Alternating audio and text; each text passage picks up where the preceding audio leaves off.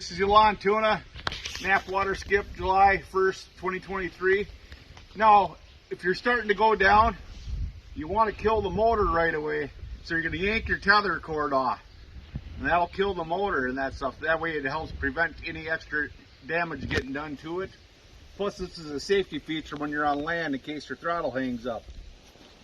And then once you pull the tether cord and you're down in the water, you're going to prepare and you're going to help bring your rope with the buoy on it. You're going to bring it over and help the guy get it hooked up so you can pull it out with the UTV.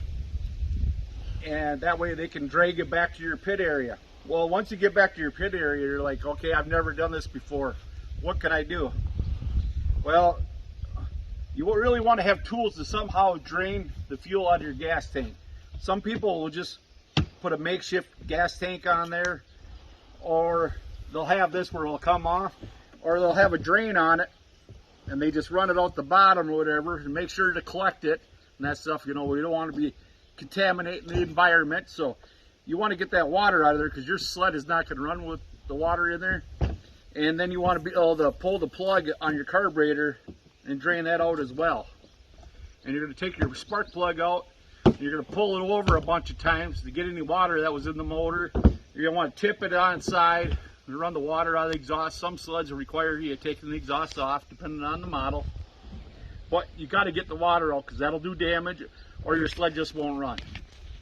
And that's all there is to it.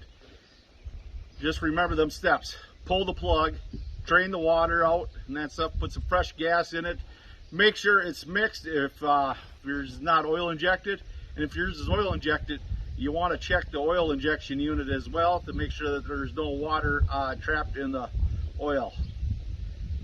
Pro tips by Elan Tuna. And we'll have some mugs for sale at the Knapp Valley Waterskip. Not this exact one, but we will have some Knapp Waterskip mugs for sale.